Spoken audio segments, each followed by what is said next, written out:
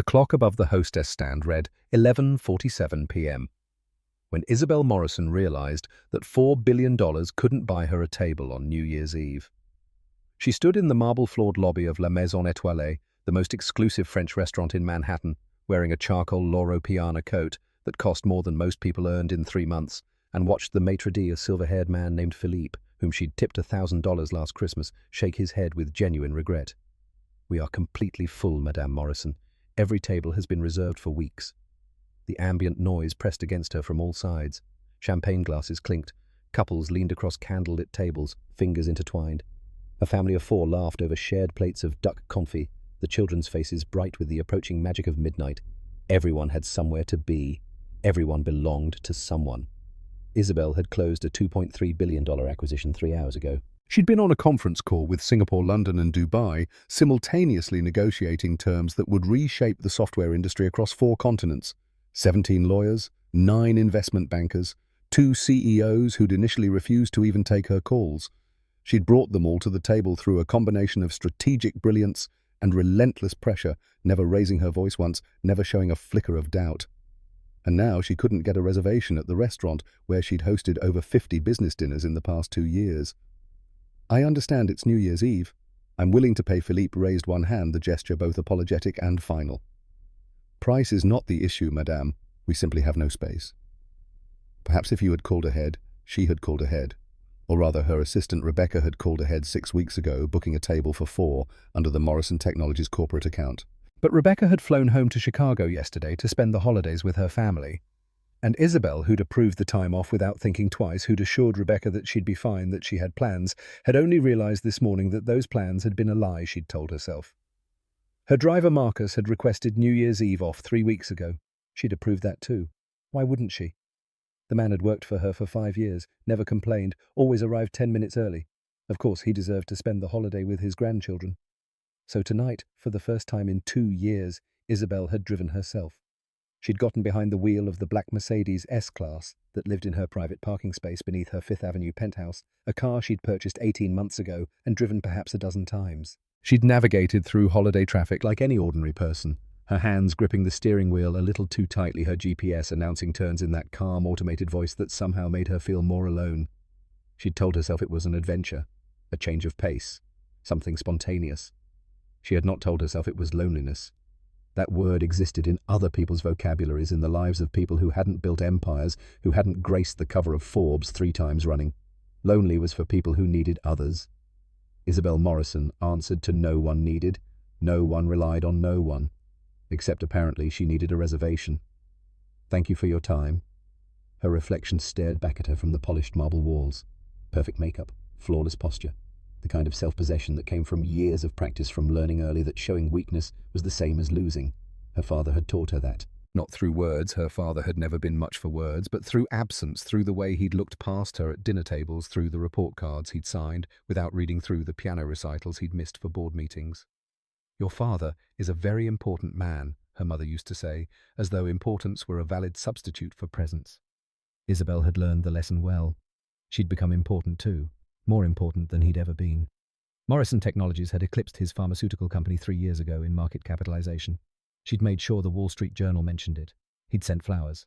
No note, just flowers.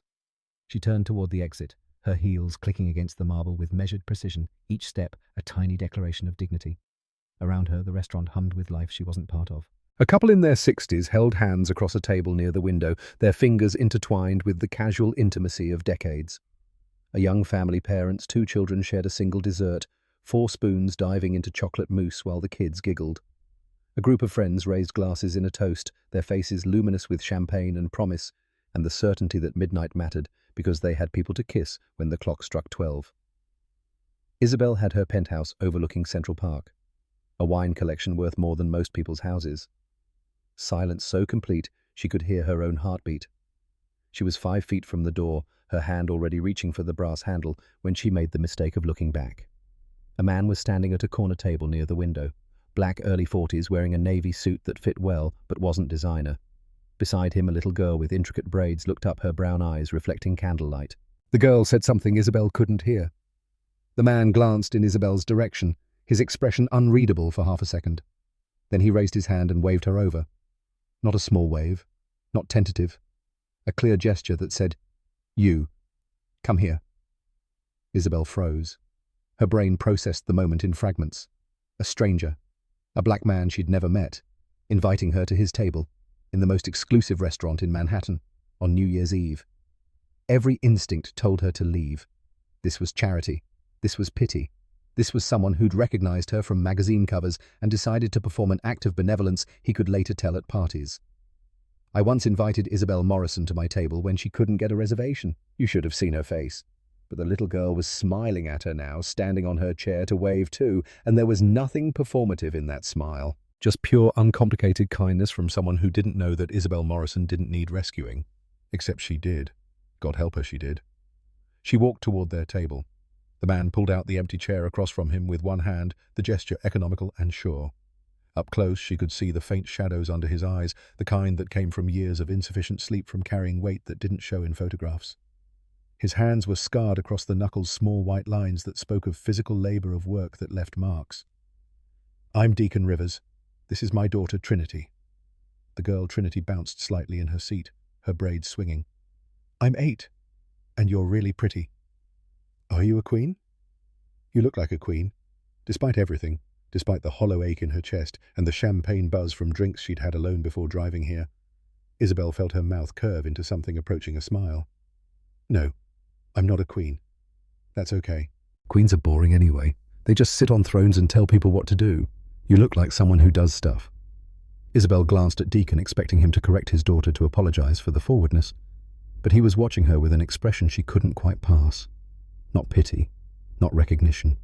Just a quiet steadiness, as though he understood something about her she hadn't said aloud. "Please sit." She sat.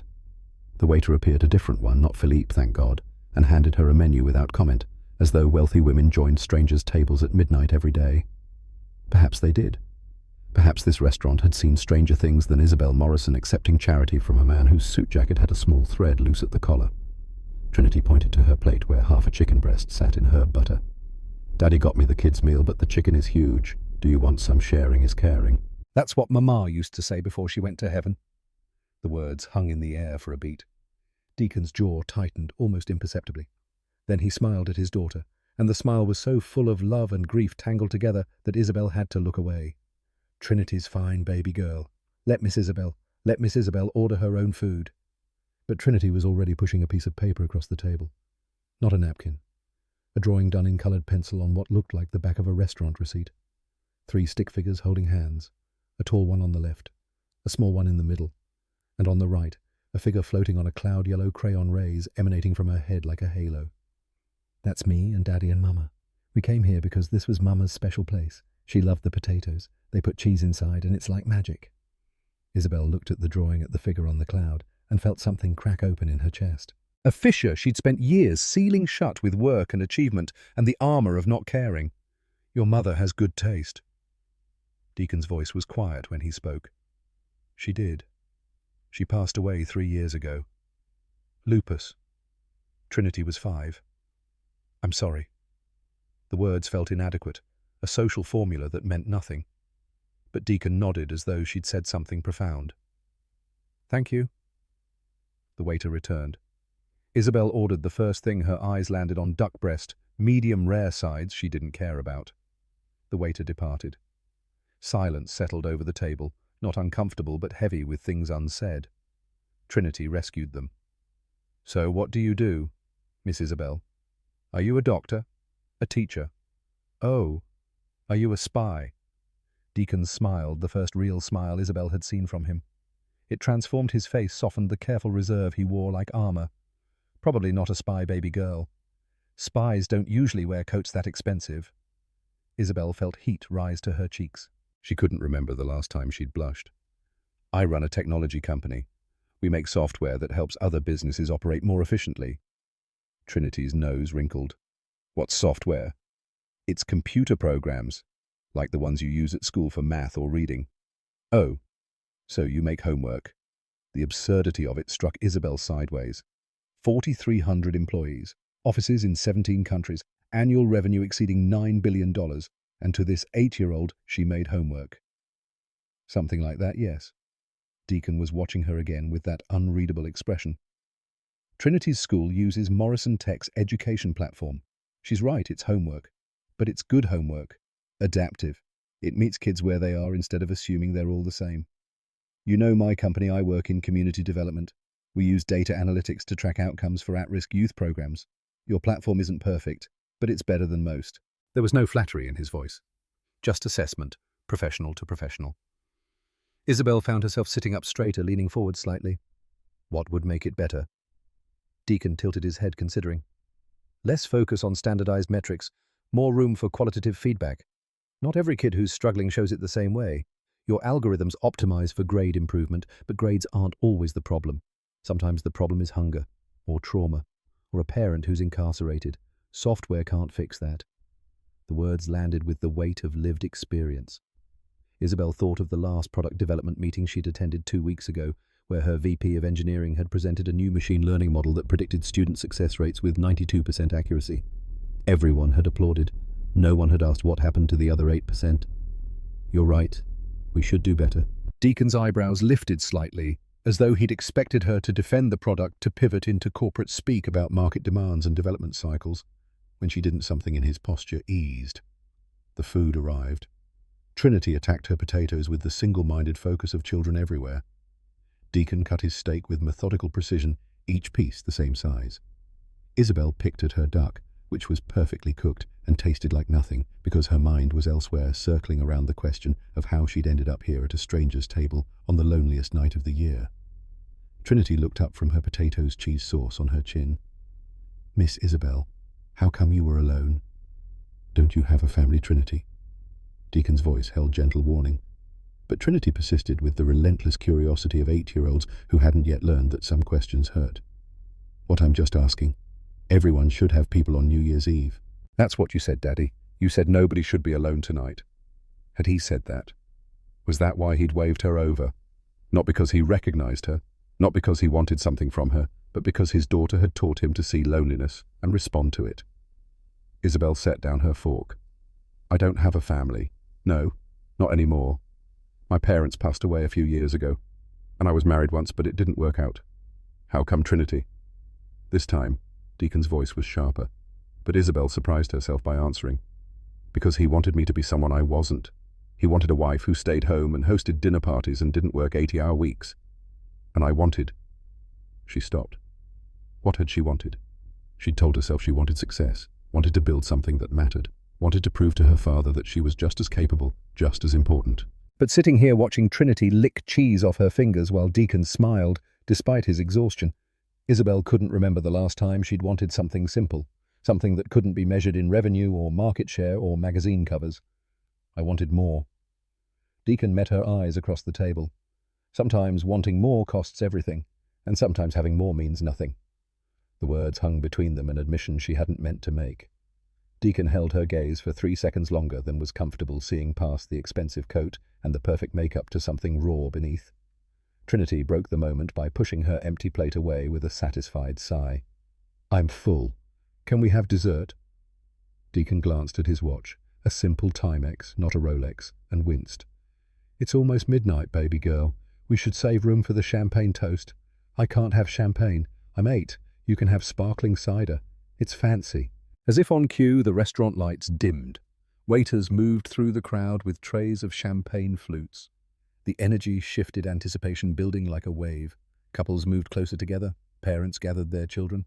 Everyone preparing for the moment when the old year died and the new one began pretending that midnight mattered, that the arbitrary rotation of Earth around the sun was somehow a fresh start, a clean slate, a chance to be different.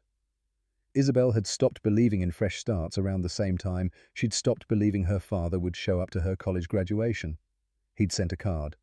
Congratulations on your achievement. No signature, just his name printed at the bottom by whatever assistant he'd delegated the task to.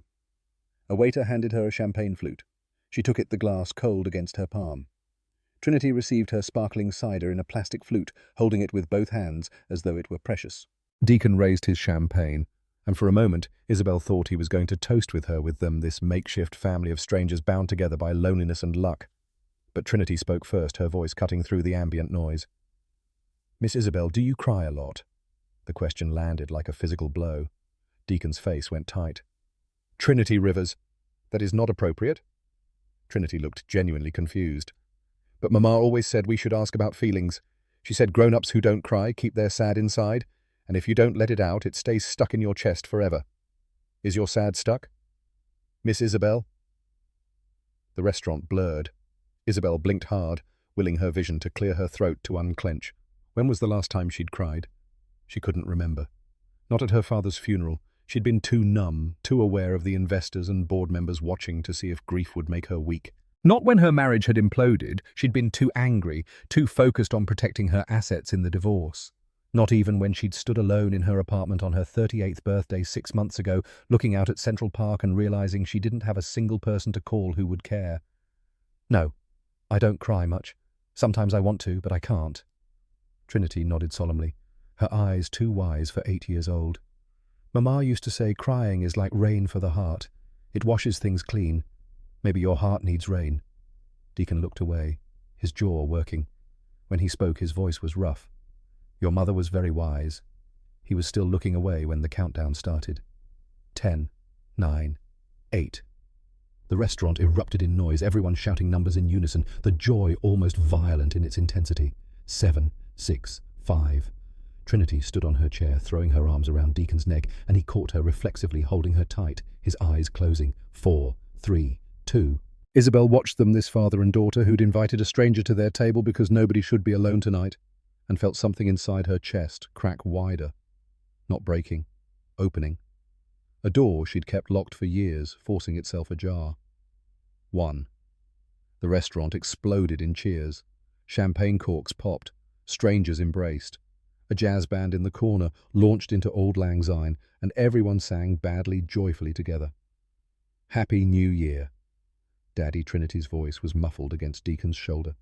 He held her for a long moment, his face pressed against her braids, and when he pulled back, his eyes were wet. Happy New Year, baby girl. Mama's watching. She's proud of you. Trinity turned to Isabel, her smile incandescent. Happy New Year, Miss Isabel. Before Isabel could respond, small arms wrapped around her shoulders. The hug was brief but fierce, the way only children hug without reservation or calculation with their whole selves. When Trinity pulled back, Isabel's throat felt impossibly tight. Happy New Year. Deacon extended his hand across the table. Isabel took it. His palm was warm, his grip firm. For one suspended moment as the old year died and the new one began, she felt something she hadn't felt in longer than she could remember. Not happiness. Not quite. But hope. The faint possibility that maybe somewhere beneath the armor and the achievement and the carefully constructed loneliness, she could still become someone capable of feeling rain. They stayed for another hour. Trinity fell asleep against Deacon's shoulder around 1 a.m., her plastic flute still clutched in one hand. He shifted her gently, arranging her head so her neck wouldn't hurt, the movements automatic with practice. Isabel watched the crowd. Thin, watched couples stumble out into the cold Manhattan night. Watched the waitstaff begin the slow work of cleaning up after celebration. You have a beautiful daughter. Deacon looked down at Trinity, his expression soft. She's everything. After Celeste died, I didn't know how I was going to do it. Single father, full-time job, a 5-year-old who kept asking when Mommy was coming home. But Trinity, she's stronger than me, smarter than me. She keeps me going when I want to stop. What do you do? For work, I run a non-profit called Second Chances Brooklyn. We help formerly incarcerated youth reintegrate into society, job training, education, counseling, helping them build lives instead of just surviving. That's important work. Deacon shrugged, but she could see the pride beneath his modesty. It's necessary work. The system's broken. We throw kids in jail for mistakes, then act surprised when they can't find jobs after. Someone has to help them find a different path. Isabel thought of her company's diversity initiatives, the glossy presentations her HR team gave about community investment. Morrison Technologies donated $2 million annually to various nonprofits. She'd approved the budget without reading the proposals, trusting her VP of Corporate Social Responsibility to handle the details. She couldn't name a single organization they funded. How do you measure success? Deacon smiled, but it was tired. That's the billion-dollar question, isn't it? Can't measure hope in spreadsheets, can't quantify someone believing they deserve a future. We track recidivism rates, employment outcomes, educational advancement. But the real success? That's the kid who walks into my office 6 months after release and tells me he got an apartment. That's the young woman who comes back to mentor the next group. That's the father who gets to see his daughter again because he learned how to stay clean. The waiter brought the check. Deacon reached for it, but Isabel was faster. Please, let me. His hand stopped mid-air. For a second, she saw something flicker across his face. Pride, maybe. Or the instinctive resistance of someone who'd learned early that accepting help came with strings attached. You're my guest. You shouldn't. You invited me to your table. That's the greatest gift anyone's given me in a long time. The least I can do is buy dinner. He studied her, weighing something she couldn't see. Then he nodded once, a sharp movement that was almost military. Thank you. She signed the check, $800, including tip, without looking at the total. Philippe appeared from somewhere, his face carefully neutral, to wish them Happy New Year. He didn't meet Isabel's eyes. She wondered if he felt guilty about turning her away, or if he'd already forgotten. Outside, the Manhattan night was crystalline with cold. Snow drifted down in lazy spirals, not enough to stick, but enough to make everything look softer, cleaner, like the city was trying on a new skin. Deacon carried Trinity, who remained deeply asleep, her arms dangling, her breathing steady. He'd produced a small pink coat from somewhere and bundled her into it with one hand while supporting her weight with the other. Isabel stood on the sidewalk, suddenly uncertain. What happened now? Did she thank them again? Offer them a ride? Ask for a phone number? She'd negotiated billion-dollar deals with heads of state, but had no script for how to say goodbye to the strangers who'd saved her from eating takeout alone while watching other people's fireworks. Deacon shifted Trinity's weight slightly, settling her against his shoulder. Thank you for joining us tonight. Trinity was right. Nobody should be alone on New Year's Eve. Thank you for inviting me. She stopped. What could she say that wouldn't sound pathetic? I was desperate. I was so lonely I almost went home and finished a bottle of wine by myself. I can't remember the last time someone looked at me like I was a person instead of a net worth figure. I'm glad I stayed. Something in Deacon's expression shifted, a crack in his careful reserve. Do you have plans tomorrow? For New Year's Day? The question caught her off guard. Plans? Trinity's been talking about wanting to make pancakes. My specialty, Celeste's recipe, actually. She makes them every New Year's morning. It's kind of a tradition. You're welcome to join us if you want. Isabel's first instinct was to decline, to thank him politely and retreat to the safety of her apartment, to the familiar isolation where she knew the rules, where she couldn't be disappointed because she'd stopped expecting anything. But Trinity's words echoed in her head. Your sad is stuck inside. I'd like that. Very much. Deacon pulled out his phone with his free hand, the movement awkward while holding a sleeping 8-year-old, and they exchanged numbers. His contact information appeared on her screen. Deacon Rivers, a Brooklyn area code. Nothing more. 10 a.m. We're in Bedford-Stuyvesant. I'll text you the address. 10 a.m. I'll be there. He nodded, then shifted Trinity again and started walking toward the corner where a yellow cab idled at the curb. Isabel watched them go, the tall man and the small girl, their silhouettes softened by falling snow, and felt the crack in her chest widen a little more. Her car was 2 blocks away in a parking garage. She walked slowly, letting the cold seep through her expensive coat, watching her breath make clouds in the frozen air. Around her, New York was still celebrating, still drunk on champagne and possibility. Car horns blared. Someone set off fireworks in the distance, illegal but joyful. A group of college kids stumbled past, arms linked, singing off-key. Isabel unlocked her Mercedes and sat behind the wheel without starting the engine.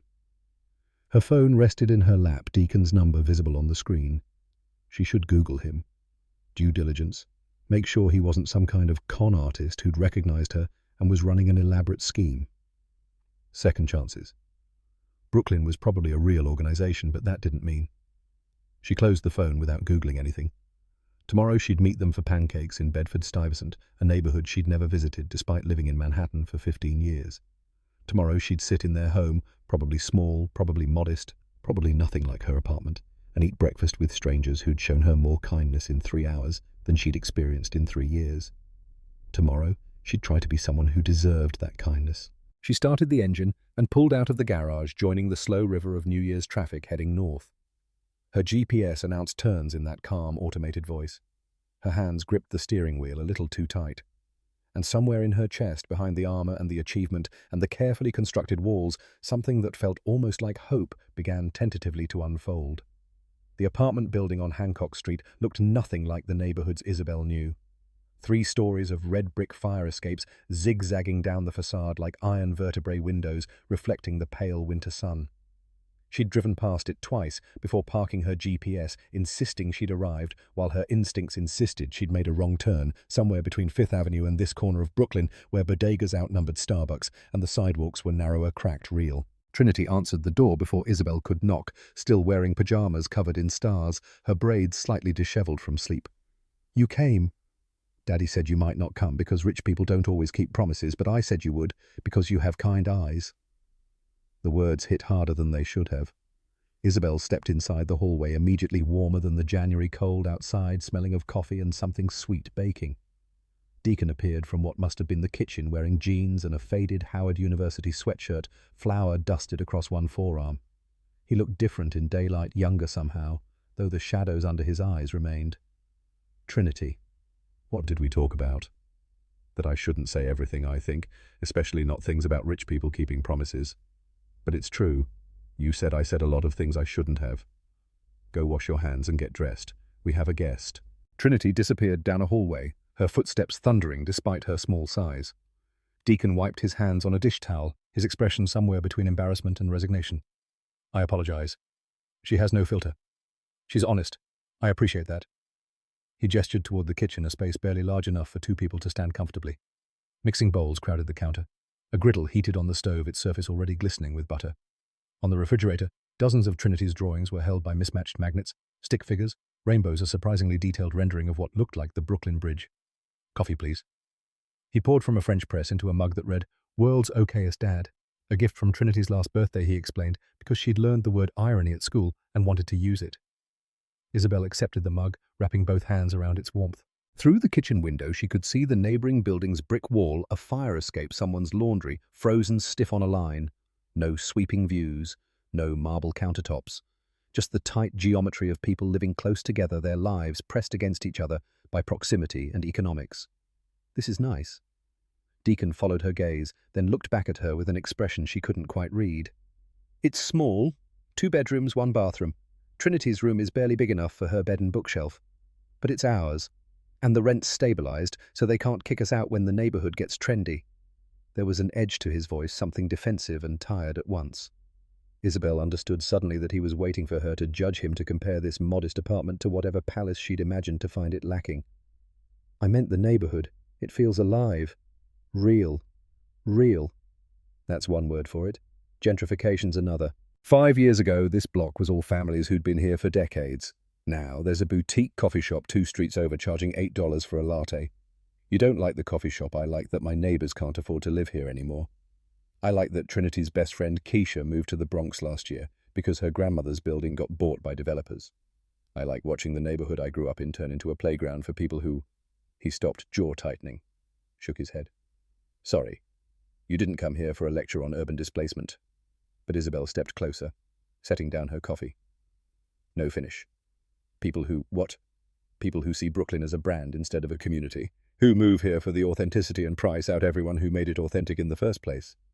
The silence stretched between them, taut with implications neither of them wanted to name. Isabel thought of the real estate section of the Times, the articles about Brooklyn neighborhoods becoming hot markets, the cheerful descriptions of formerly affordable housing now worth millions.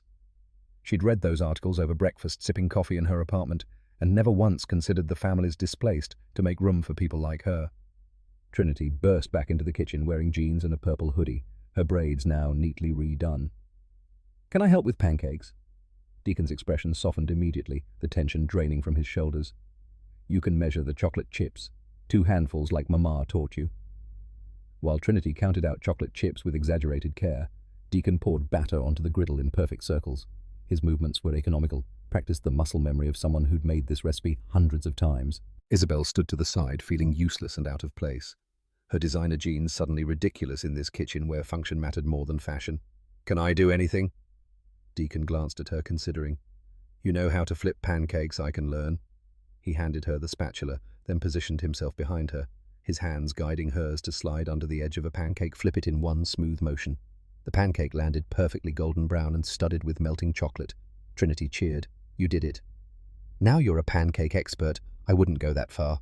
But Trinity was already talking, her enthusiasm boundless, explaining how Mama had invented this recipe when she was sick and couldn't eat regular food, but chocolate made everything better, so they put chocolate in everything. Pancakes, oatmeal, even scrambled eggs. Once, though, that was gross, and they never did it again. Deacon's face went still at the mention of Celeste, grief flickering across his features like shadows. Then he smiled at Trinity, genuine and sad at once. Eggs and chocolate was definitely a mistake. They ate at a small table by the window, Trinity between them, syrup dripping down her chin, despite Deacon's attempts to make her use a napkin like a civilized person. The pancakes were perfect, fluffy, sweet, rich with chocolate, and something else Isabel couldn't identify, some secret ingredient that made them taste like home, even though she'd never had a home that felt like this. What's the secret? Deacon raised an eyebrow. The secret to the pancakes. There's something I can't place. Vanilla extract and a pinch of cinnamon. Celeste said, cinnamon makes chocolate taste more like itself. Trinity nodded seriously. Mama was a scientist of delicious. She was. The conversation shifted to lighter topics. Trinity's school, where she was learning long division and hating every minute of it. Deacon's non-profit, where funding had been cut by 30% in the latest city budget. Isabel found herself offering solutions before she could stop herself. Grants Morrison Technologies could fund corporate partnerships that could provide resources, connections to philanthropists who might help.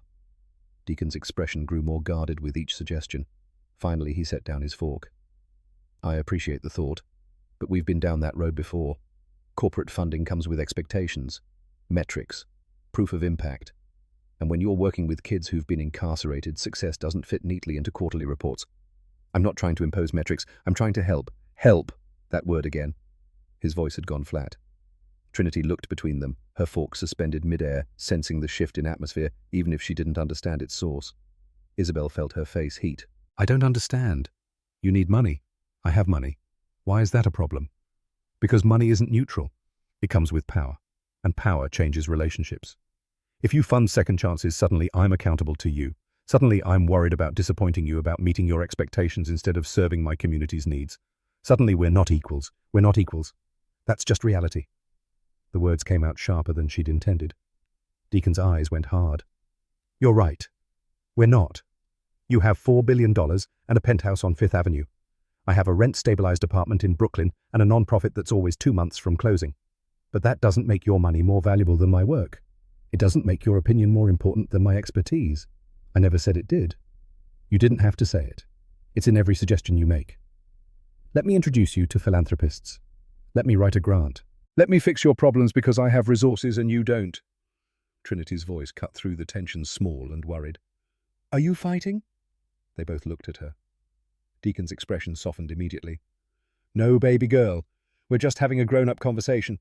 It sounds like fighting. When grown-ups get quiet and their faces go hard, that's fighting. She wasn't wrong. Isabel took a breath, forcing herself to meet Deacon's eyes. I'm sorry. You're right. I was overstepping. He studied her for a long moment, some of the hardness leaving his face. I know you mean well, but good intentions don't erase power dynamics. If you want to help, the best thing you can do is listen. Learn. Stop trying to solve problems you don't fully understand. The words stung because they were true. Isabel had spent her entire career solving problems, fixing inefficiencies, optimizing systems. The idea that her expertise and resources might not be the answer to everything felt like admitting she was fundamentally useless. Trinity pushed her plate away, syrup-sticky hands leaving prints on the table. Can Miss Isabel come to the park with us? We always go to the park on New Year's Day. It's another tradition. Deacon looked at Isabel, the question implicit. She could leave now, retreat to her apartment and her familiar isolation, chalk this up to an interesting experiment that had run its course. Or she could stay. I'd like that, if I'm still welcome. Something in Deacon's face shifted, not quite a smile, but close. Trinity would be devastated if you left now. She's already planning to teach you how to make a proper snowman. I've never made a snowman. Trinity's eyes went wide with horror. Never. Not even when you were little. Not even then. That's the saddest thing I've ever heard. Even sadder than the ice cream thing. The park was Prospect Park, vast and white under yesterday's snow. Families dotted the landscape, parents pushing strollers, kids shrieking down hills on sleds, dogs bounding through drifts. Trinity dragged Isabel toward an open expanse of untouched snow, already planning aloud where the snowman's eyes would go, whether to use stones or buttons if sticks were acceptable for arms, or if they needed to find something better. Deacon walked beside Isabel. hands shoved in his jacket pockets, his breath making clouds in the cold air. She doesn't get out much. Between my work schedule and finding childcare, I can afford most days it's school and home and that's it. What about family? Your parents? My mum's in Atlanta. She comes up twice a year, helps out when she can. But she's got her own life, her own health issues. And Celeste's parents, they moved to Florida after she died. Couldn't bear to stay in the city where everything reminded them of her. That must be lonely. He glanced at her, surprised by the observation. It is, but you do what you have to do. Trinity had already started rolling a snowball, her small hands packing snow with determined focus. Isabel knelt beside her, her expensive jeans immediately soaked through and helped push the growing sphere across the field. They rolled it until it was too heavy to move farther, then started on the middle section, Trinity giving instructions like a tiny foreman. No, Miss Isabel, you have to pack it tight or it'll fall apart. Like this, see? Her little hands demonstrated patting snow with methodical care. Isabel copied the motion, feeling ridiculous and strangely content at once. When was the last time she'd done something with her hands that didn't involve typing or signing documents? When had she last been outside in winter doing something purposeless, something that produced nothing of value except the act itself? Deacon helped lift the middle section onto the base, then the head onto the middle, the three of them working together to build something that would melt in a week, but mattered now in this moment to this child who'd lost her mother and found an hour of joy in making a frozen figure in the snow. We need a face, and arms, and a hat. Trinity raced off to find supplies, leaving Isabel and Deacon standing beside their half-finished creation. He was watching his daughter with an expression of such fierce love and exhaustion that Isabel had to look away. You're a good father. I'm a tired father. There's a difference. You're both. He turned to her, really looked at her for the first time since the kitchen argument. Why are you here, Isabel? The question caught her off guard. Because Trinity invited me. Because you make good pancakes. That's not what I'm asking. She knew what he was asking. Why was a billionaire CEO spending New Year's Day in a Brooklyn park building snowmen with strangers? What did she want from them? What was she getting out of this? I don't know. Honestly. Just last night at the restaurant was the first time in years I felt like a person instead of a portfolio, and I wanted more of that. His expression softened slightly. That's honest, at least. Trinity returned with treasures, stones for eyes, a stick for a smile, a broken branch for arms, a red scarf that Deacon immediately recognized as coming from his own neck, which Trinity had apparently removed without him noticing. For the snowman, Daddy. He's cold. I was wearing that. But he needs it more. You have a warm body. He's just snow. Hard to argue with that logic. They finished the snowman together, stepping back to admire their work. It was lopsided, one arm higher than the other, the face slightly asymmetrical. Perfect in its imperfection. Trinity took a picture with Deacon's phone, then insisted on taking another with all three of them in it, which required asking a passing jogger to help. In the photo, Trinity stood in the middle, arms around both Isabel and Deacon, her smile incandescent. Deacon looked tired but genuine, his usual wariness temporarily set aside. And Isabel looked like someone she didn't quite recognize. Younger somehow, less armored, almost happy. The next 3 weeks developed a rhythm Isabel had never experienced before. Coffee on Tuesdays at a Brooklyn cafe, Deacon liked Trinity in tow after school doing homework at a corner table while the adults talked. Saturday afternoons at various museums, Trinity asking endless questions about dinosaurs and planets and ancient civilizations. Deacon and Isabel taking turns explaining, arguing good-naturedly when their answers diverged. Isabel learned Trinity's favorite color was purple. Her favorite subject was art. Her favorite food was macaroni and cheese, but only the kind Daddy made, not the boxed stuff. She learned that Deacon had met Celeste at Howard, that they'd been broke and idealistic, and certain they could change the world. That Celeste had been a social worker before getting sick, that she'd fought lupus for 6 years before her kidneys failed, that Trinity had her mother's smile and her father's stubbornness. She learned that single parenting on a non-profit salary meant choosing between buying new shoes for Trinity and paying the heating bill on time. That Deacon's sister Nova, a public defender, sent money when she could, but was drowning in student loans. That some months he worked security shifts on weekends to make ends meet, Trinity spending those nights with a neighbor who babysat for $20 and occasionally forgot to feed her dinner. She learned that this was what real life looked like for most of the country, not penthouses and private drivers, not decisions about which vacation home to visit, but daily calculations of necessity, the algebra of survival, the constant weighing of needs against resources that never stretched far enough. and she learned with creeping horror that she wanted to fix it. The art supply incident happened on a rainy Tuesday in late January. Trinity had mentioned wanting real watercolors, the kind her art teacher used, not the cheap set from the dollar store that turned everything muddy. Isabel ordered a professional-grade set that night. Winsor & Newton, 48 colors, sable brushes, cold-press paper designed for wet media. $750 total, which seemed reasonable for quality materials.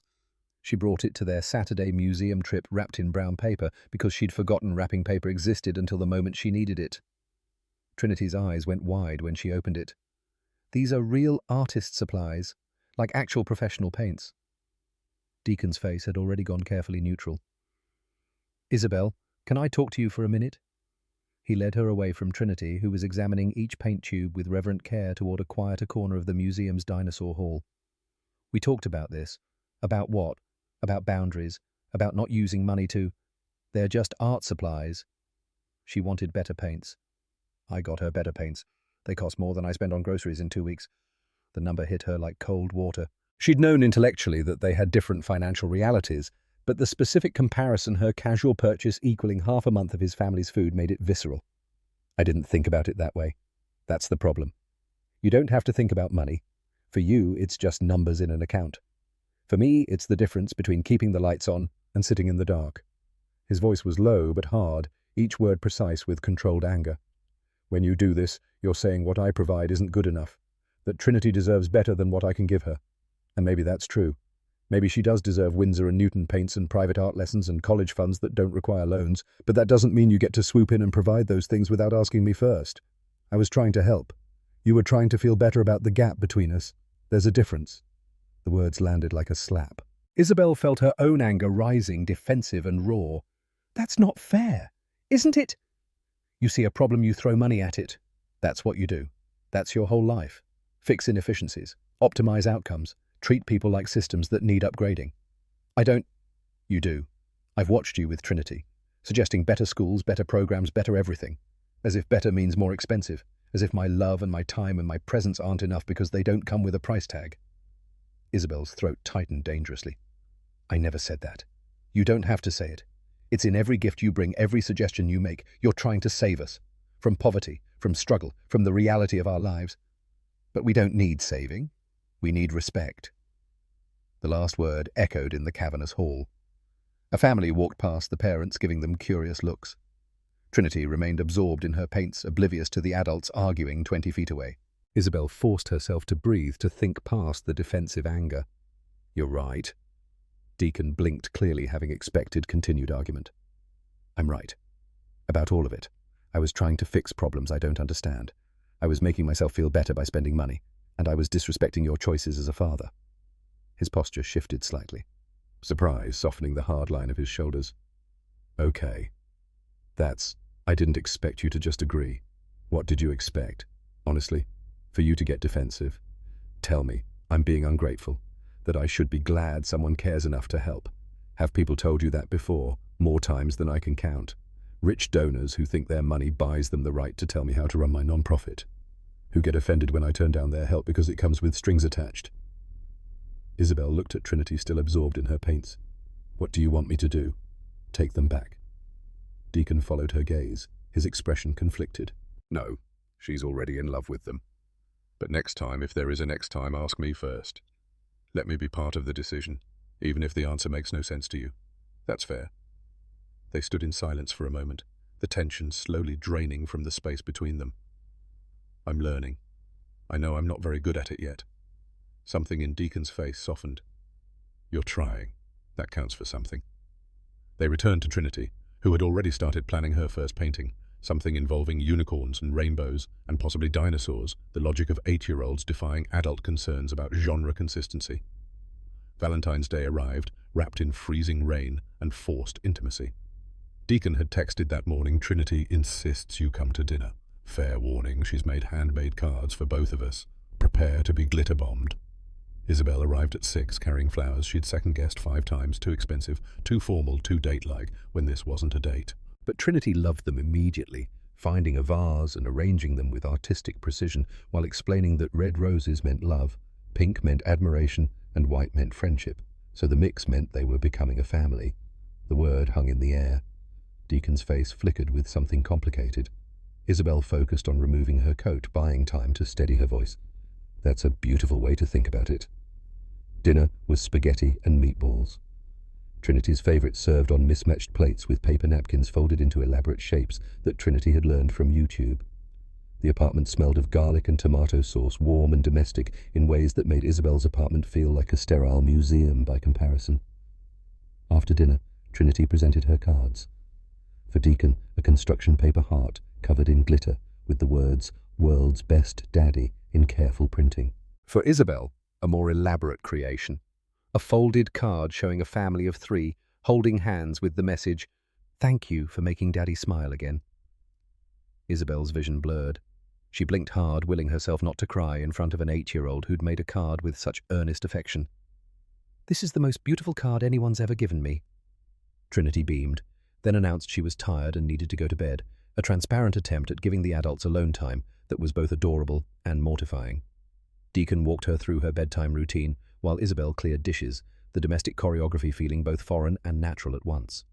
When he returned, she was washing plates by hand, his kitchen too small for a dishwasher, the hot water turning her hands pink. "You don't have to do that. I want to." He picked up a towel and started drying the two of them, working in companionable silence. Through the thin walls, they could hear Trinity singing to herself, a song about friendship from some animated movie. "She talks about you constantly. At school, to the neighbors, to strangers in the grocery store. Miss Isabel this, Miss Isabel that. Is that a problem?" Deacon set down a dried plate, his expression serious. "I don't know yet." The honesty cut deeper than deflection would have. Isabel turned off the water, drying her hands, forcing herself to meet his eyes. "What are you worried about? That you'll get bored? That this, whatever this is, will stop being interesting? That you'll realize you don't actually want to spend your weekends in Brooklyn with a single father and his daughter? And Trinity will be the one hurt when you leave." The words were careful, measured, but underneath them ran a current of fear that had nothing to do with Trinity and everything to do with Deacon himself. He was terrified of hoping, of wanting something that seemed impossible, of letting someone close enough to destroy him when they inevitably left. Isabel stepped closer, erasing the safe distance between them. "I'm not bored. I'm terrified." "Of what?" "That I'll mess this up. That I'll say the wrong thing, or do the wrong thing, or be the wrong person. That Trinity will realize I don't actually know how to be around children. That you'll realize I'm not worth the complications I bring." Deacon's hand came up, fingers brushing her cheek so lightly she almost imagined it. "You think I don't see the complications, your world and mine? They don't overlap. They collide. Every time I introduce you to someone from my neighborhood, I see them doing the math. Every time you suggest something that costs more than I make in a month, I'm reminded of the gap between us. So why haven't you ended this? Because Trinity's right. You make me smile again. And I forgot what that felt like." The space between them collapsed. The kiss was tentative at first, testing, asking permission with each movement. Then deeper, more certain, his hands in her hair, her fingers gripping his shirt. Years of loneliness compressed into one moment of connection, desperate and careful at once. Trinity's voice cut through from the bedroom. "Daddy, I need water." They broke apart, both breathing hard. Deacon rested his forehead against hers for 2 seconds, then stepped back. "I should go. She needs you." He disappeared down the hallway. Isabel leaned against the counter, her heart hammering, her lips still warm from his mouth. Through the apartment's thin walls, she heard him talking softly to Trinity, heard Trinity's high voice asking questions about the kiss she'd obviously witnessed, despite pretending she needed water. When Deacon returned, his expression was complicated. "She wants to know if you're my girlfriend now." "What did you tell her? That I need to talk to you first?" They sat on his small couch, careful space between them, the earlier passion replaced by careful negotiation. "I haven't dated since Celeste died. Not because I didn't want to, because I couldn't figure out how to want someone without feeling like I was betraying her memory. Do you still feel that way sometimes?" But Trinity drew a picture last week. 4 people, me, her, you and Celeste on a cloud. She said Celeste told her in a dream that it was okay, that I was allowed to be happy. What do you think? I think my 8-year-old daughter is wiser than I am, and I think I want to try this, whatever this is, if you're willing to be patient while I figure out what I'm doing." Isabel took his hand, the gesture small, but weighted with commitment. "I can be patient." "Good. Because fair warning, I'm going to mess up. I'm going to be overprotective of Trinity. I'm going to get defensive about money and pride and all the ways our lives are different. I'm going to push you away sometimes when I get scared, and I'm going to overstep. I'm going to try to fix things I shouldn't. I'm going to accidentally remind you of all the inequalities between us. I'm going to be terrible at this, so we're both disasters waiting to happen, basically. He smiled, real and unguarded. At least we're going into it with realistic expectations. They stayed on the couch until midnight, talking in quiet voices about everything and nothing. About their childhoods, hers, cold and achievement-focused, his warm, but shadowed by his father's absence. About Trinity's upcoming science fair project. About whether Isabel would meet Deacon's sister Nova, who was protective and suspicious, and would probably grill Isabel like a witness on the stand. When Isabel finally left, the freezing rain had turned to snow.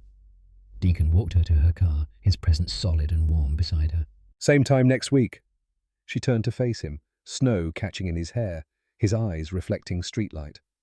How about tomorrow? Trinity wanted to show me her science fair idea. Tomorrow, then. He kissed her again, briefer this time, but no less significant. A promise. A beginning. Isabel drove home through empty streets, her wipers clearing snow as fast as it fell. Her apartment waited with its view of Central Park and expensive silence. But for the first time in years, she didn't dread the emptiness. Because tomorrow she'd return to that small apartment in Brooklyn, to the man who challenged her, and the girl who made her laugh, to the life she was learning to build one imperfect moment at a time. The photograph appeared on TMZ at 9:47 a.m. on a Thursday in early March. Isabel was in a board meeting when her phone started vibrating with notifications. Texts from Rebecca, from her PR director, from board members who'd apparently been checking gossip sites during the quarterly review. She ignored them all until the meeting ended, then looked at her screen in the elevator down to her office. The image was mundane enough, her Deacon and Trinity walking through Prospect Park, Trinity between them, holding both their hands, all three laughing at something off camera. Someone with a telephoto lens had captured intimacy that wasn't meant for public consumption. The headline made her stomach drop. Tech billionaire's secret family, Isabel Morrison, spotted with mystery man and daughter. The comments loaded before she could stop herself from scrolling. Some benign speculation about whether she was married, whether Trinity was adopted, whether this explained her increased philanthropic focus. Others more vicious racial slurs she wouldn't repeat even in her own head, questions about whether Deacon was after her, money speculation about Trinity's paternity that made Isabel want to throw her phone against the wall. Rebecca was waiting in her office laptop, open damage control already in motion. PR wants to put out a statement. Something vague about private life remaining private. No statement. That makes it a bigger story. So we just ignore it. We ignore it and hope it dies in 24 hours when some celebrity does something more interesting. But Rebecca's expression said she didn't think it would die that quickly. And Rebecca was rarely wrong about these things. Isabel called Deacon during her lunch break, which she never took but suddenly needed. He answered on the third ring, background noise suggesting he was outside. You saw it? His voice was flat. I saw it. Trinity came home from school crying. Some kid in her class said his mom showed him the picture, said I was dating you for money. The words hit like a fist to the sternum. Deacon, I'm so sorry.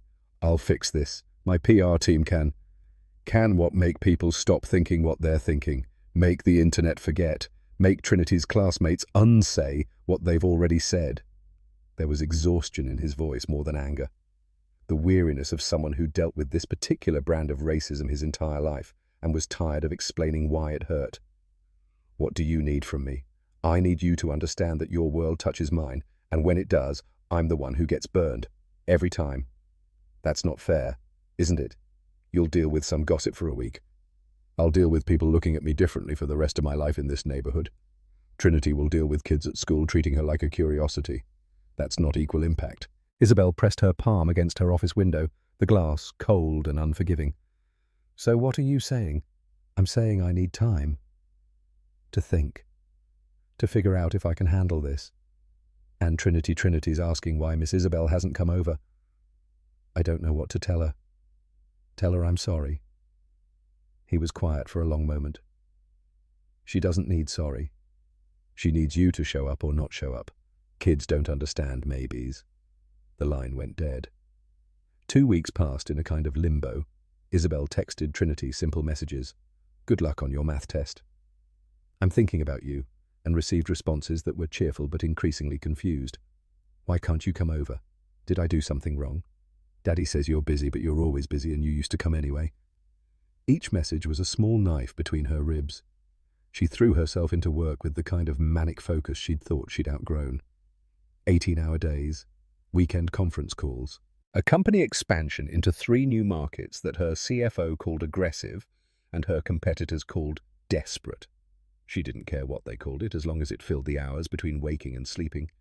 But at night, alone in her apartment overlooking the park, surrounded by perfect silence, she couldn't escape the truth. She'd ruined something precious because she hadn't considered the consequences of her visibility. She'd walked through the world for so long, assuming her success was neutral, that being photographed was just the cost of being important, that her choices only affected her. She'd been wrong. The email arrived on a Monday morning in late March, forwarded by Rebecca with the subject line, "FYI, you should see this." It was from the admissions office of the Whitmore Academy, an elite private school in Manhattan known for its arts program. Trinity Rivers had been accepted for the fall semester with a full scholarship covering tuition, room board and materials. The letter congratulated Deacon on his daughter's exceptional talent and mentioned almost as an afterthought that the recommendation letter from Isabel Morrison, CEO of Morrison Technologies and distinguished alumna, had been particularly compelling. Isabel stared at the screen, her coffee going cold in her hand. She hadn't written a recommendation letter. She opened her sent folder, scrolling back through weeks of emails, finding nothing. Then she checked her drafts folder and saw it a letter she'd written at 2 a.m. 3 weeks ago, after Trinity had texted, asking if Isabel thought she was good enough at art to be a real artist someday. The letter was effusive, detailed, full of specific examples of Trinity's talent and character. Isabel had written it as a kind of message to Trinity, a way to articulate what she couldn't say in a simple text. But she'd never meant to send it. She'd saved it as a draft, a private document. Except the draft had been in her main folder, not her personal one. And when her assistant had been organizing her inbox last week, filing and forwarding emails that needed action, she must have seen the letter addressed to Whitmore's admissions office and assumed it needed to be sent. Isabel's hands started shaking. She grabbed her phone and called Deacon. It went to voicemail. She called again.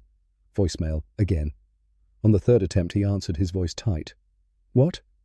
Did you get an email from Whitmore Academy?" Silence. Then a sound that might have been a laugh or a sob. "You've got to be kidding me. Deacon, I didn't mean to. You applied to a $40,000 a year private school for my daughter without asking me." "It wasn't like that. I wrote a letter, but I never meant to send it. My assistant must have what accidentally submitted a detailed scholarship application with supporting documents and recommendation letters. That happens by accident. The application was submitted weeks ago. I didn't even know weeks ago, when we were still together, when Trinity was still coming over and you were still pretending to respect my boundaries." "I do respect your boundaries." "No, you don't. You respect them when it's convenient, when they don't interfere with what you think is best. But the moment you decide you know better, you do whatever you want." His voice cracked on the last word. Isabel could hear Trinity in the background asking what was wrong, why Daddy was yelling. "I'm coming over. We need to talk about this in person." "Don't. We're done talking." "Deacon, please, I mean it, Isabel. Stay away from us. From Trinity. She's already asking about you every single day, every week, sometimes multiple times, wondering why you disappeared." "I won't let her get more attached to someone who's going to hurt her worse." "I would never hurt her. You already did. The moment you decided your judgment mattered more than mine.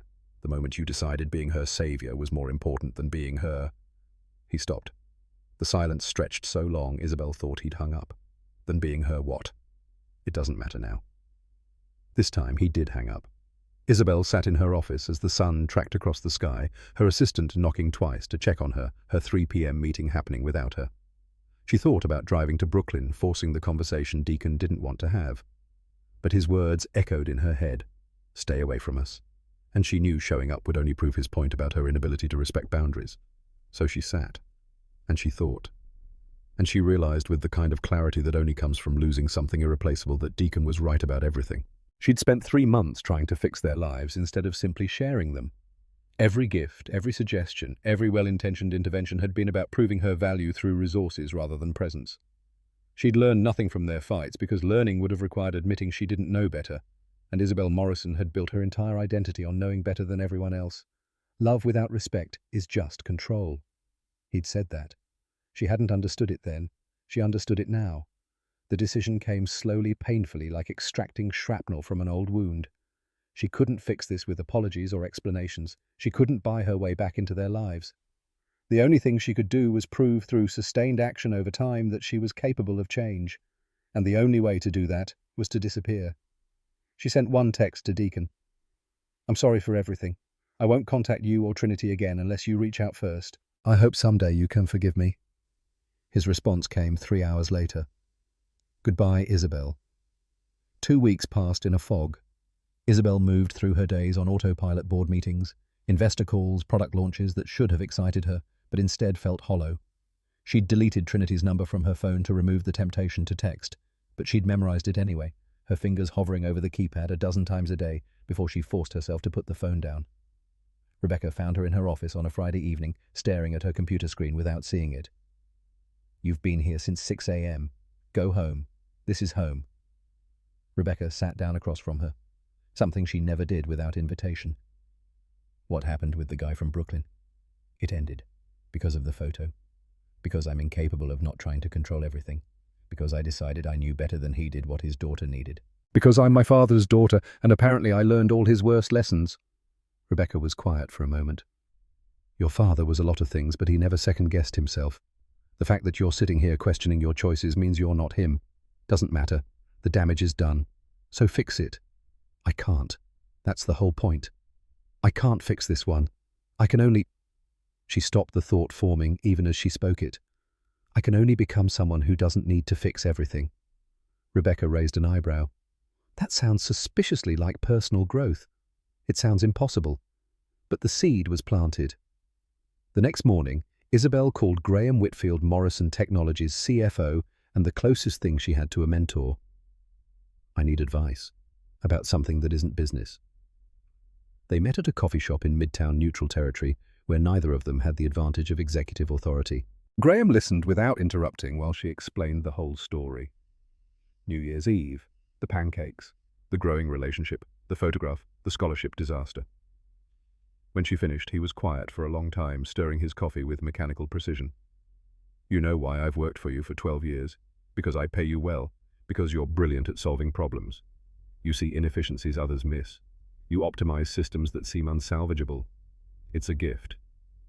But relationships aren't systems. People aren't problems to optimize. And love isn't about being the smartest person in the room. So what is it about?" Graham smiled, sad and knowing. "Being wrong. Being uncomfortable. Letting someone else be right even when you're convinced they're not. Trusting that their expertise in their own life matters more than your resources." "How do I learn that?" He shrugged. "Therapy, probably. And practice. Lots of practice." She started therapy the following week. Dr. Sarah Chen had an office in Greenwich Village that was small and cluttered and nothing like Isabel expected.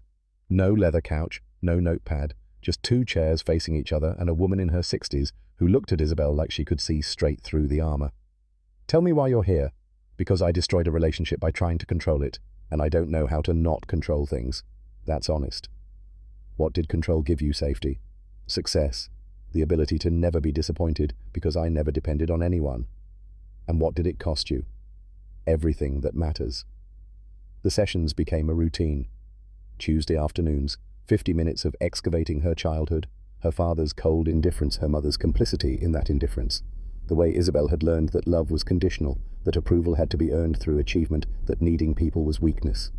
Dr. Chen asked questions that had no easy answers. "What are you without your money? If you couldn't solve problems, how would you show love? When was the last time you let yourself need something you couldn't buy?" Isabel left each session feeling flayed open and strangely lighter, as though naming the wounds was the first step in healing them. But therapy wasn't enough. She needed to prove to herself, not to Deacon, not yet, but to herself, that she could be useful without being controlling, that she could give without taking, that her value as a human being wasn't measured in the problems she solved. She found the answer in a place she'd never thought to look. The Queen's Literacy Project occupied a converted warehouse in Jackson Heights, its walls covered in children's artwork and alphabet posters. The director, a black woman in her 50s named Nicole Harris, looked up from a pile of permission slips when Isabel walked in. "Can I help you? I'd like to volunteer. Reading to kids, maybe, or whatever you need." Nicole studied her with the assessing gaze of someone who'd seen plenty of wealthy do-gooders show up with good intentions and zero follow-through. We have orientation on Saturday mornings, 9 a.m. Don't be late. Isabel showed up at 8:45 wearing jeans and a sweater instead of her usual designer armor. The other volunteers were a mixed college students fulfilling service hours, retirees with time to spare, a few parents whose kids had aged out of the program but who'd stayed to help. Nicole went through the procedures with brisk efficiency, then assigned everyone to different groups. Isabel got the 6-year-olds.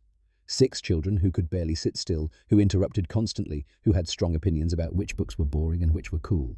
She read Where the Wild Things Are Too Fast, stumbling over the rhythm, losing their attention halfway through. One girl, Maya, looked up at her with brutal honesty. The last volunteer was better at voices. Isabel felt her face heat. I'm still learning. I'll try harder next time. Maya considered this. Okay, but you gotta practice. Wild things need scary voices. She came back the next week, and the week after that. She practiced voices in her car, feeling ridiculous and determined at once. She learned to slow down, to show the pictures longer, to pause at the exciting parts, to build anticipation. The kids were merciless critics, but also quick to forgive their attention won by genuine effort rather than perfect execution. Nicole noticed. You're getting better. The words were simple, but they hit harder than any quarterly earnings report. Isabel had spent her life being the best at everything she did. Being adequate, being improving, felt like failure and victory at once. By June, she'd fallen into a routine that would have been unrecognizable to her January self. Work until 5, no later. Therapy on Tuesdays. Volunteering on Saturdays. Sunday afternoons at the Literacy Center, helping Nicole write grant applications, using her business expertise in service of someone else's mission rather than her own empire. She learned that Maya's mother worked 2 jobs and couldn't afford books at home. That one boy, James, had been homeless until last month and still flinched at loud noises. That another girl spoke only Mandarin at home and was learning English through these reading sessions. She learned that showing up consistently mattered more than showing up perfectly. That these kids didn't care about her net worth or her magazine covers. They cared about whether she remembered their names, whether she listened when they talked, whether she brought the books they'd requested last week. It was the hardest work she'd ever done, and the first time in her life she felt like she was doing something that mattered, not because it was lucrative or impressive, but because it was human. Nicole pulled her aside one Saturday in late July. I need to ask you something, and I need you to be honest. Okay, why are you really here?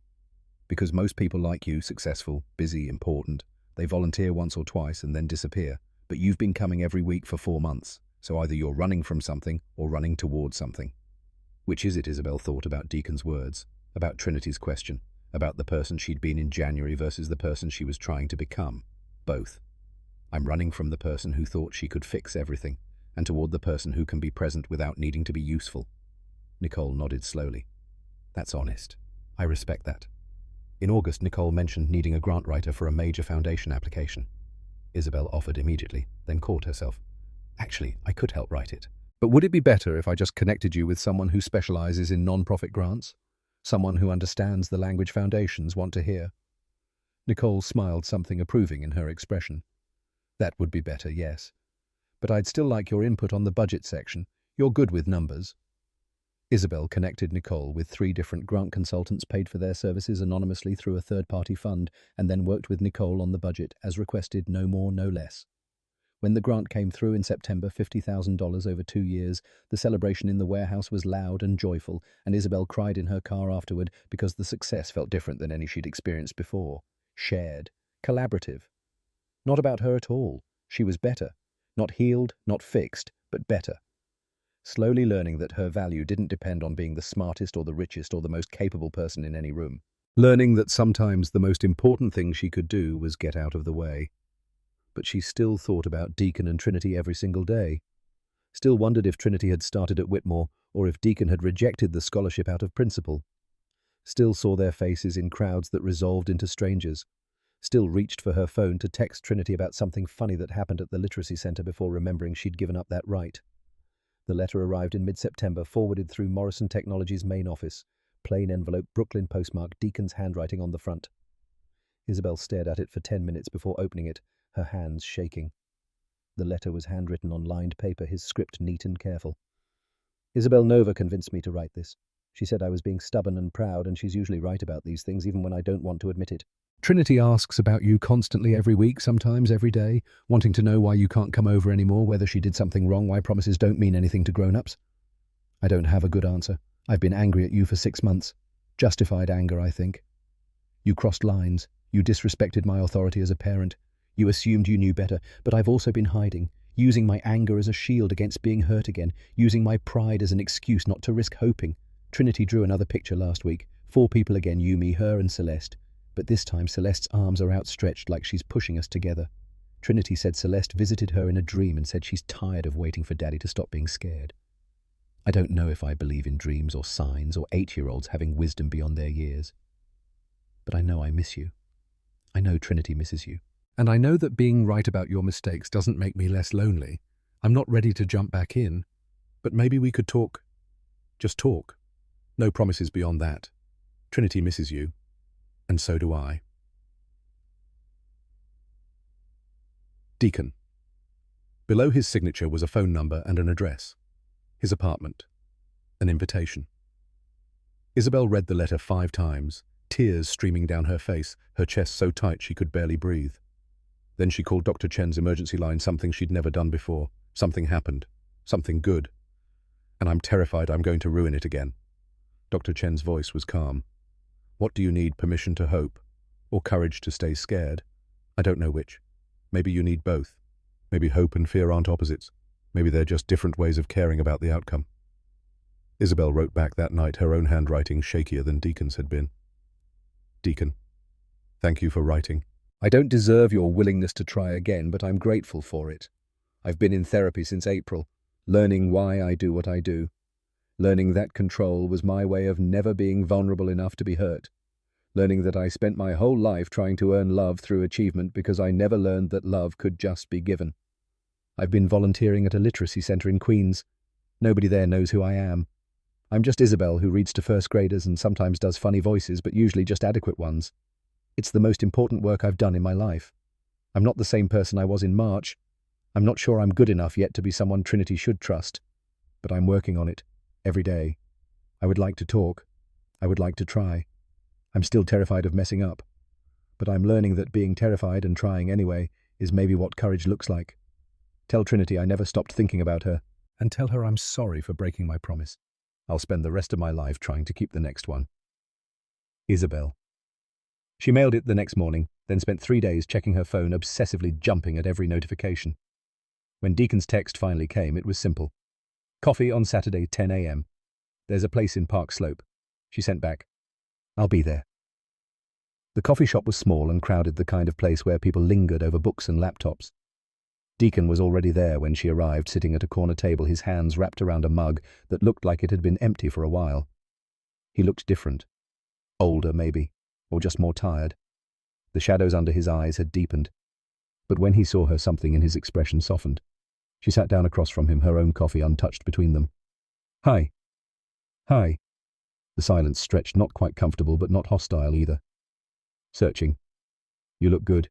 You look exhausted. He smiled slightly. Single parenting. It doesn't get easier. How's Trinity taller? Smarter. More opinionated. She started at her regular school, not Whitmore. I turned down the scholarship. I'm glad. That should have been your choice. He nodded, some tension leaving his shoulders. She asked me to bring you something. He pulled out a folded piece of paper. Another drawing. This one showed 3 figures holding hands with a 4th floating on a cloud above them, both arms extended downward in what looked like blessing. Along the bottom in Trinity's careful handwriting. Sometimes people make mistakes. That doesn't mean they stop being family. Isabel's vision blurred. She forgives easier than I do. She hasn't been hurt as much. Yet. The word hung between them, weighted with all of Deacon's fear. I won't hurt her again. I can't promise I won't make mistakes.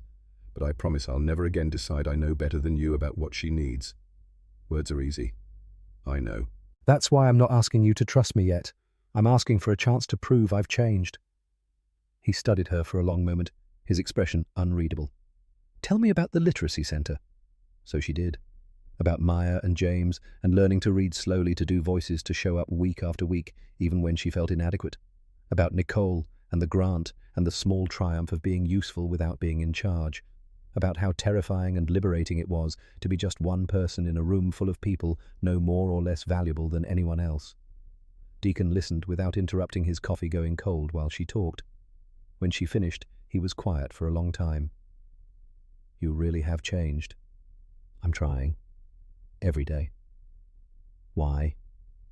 "Because I met a man and his daughter who showed me what family could look like. And I realized everything I'd built the company, the money, the success meant nothing if I couldn't share it with people who saw me instead of my net worth." He leaned back, something complicated crossing his face. "I've been seeing someone too." "A therapist," Nova insisted. "Said I was using grief as armor and pride as a weapon. What did you learn? That I was terrified of losing someone I love again. So terrified that I pushed away the first person since Celeste who made me want to risk it." His voice cracked slightly on the last word. Isabel's throat tightened dangerously. "Are you still terrified?" "Yes. But I'm learning that being terrified and trying anyway is maybe what courage looks like." He smiled slightly, recognizing his own words reflected back. "We're both disasters. Probably. But maybe disasters who are trying to be better." He reached across the table, his hand palm up between them. An offering. A question. Isabel took it, his palm warm against hers. "I'm not ready to jump back in. We need to go slow. For Trinity's sake and mine. Whatever pace you need. And you need to meet Nova. She's protective and suspicious, and she will absolutely grill you. I can handle that. And I need you to understand that there will be days I push you away. Days I get defensive about money and pride and all the ways our worlds don't fit together. I understand. And Trinity comes first. Always. No matter what. I wouldn't want it any other way." He squeezed her hand once, then let go, but the connection remained. "Okay, let's try this." Slowly. Slowly. They stayed for another hour, talking in quiet voices about everything and nothing. About his nonprofit's latest success story, a young man who'd gotten into community college and was studying to be a teacher. About her company's new education initiative that focused on qualitative outcomes rather than just test scores. About whether Trinity would like to visit the literacy center sometime, not as a student, but as a helper. When they left, the October afternoon was crisp and bright. They walked to the corner together, neither quite ready to separate.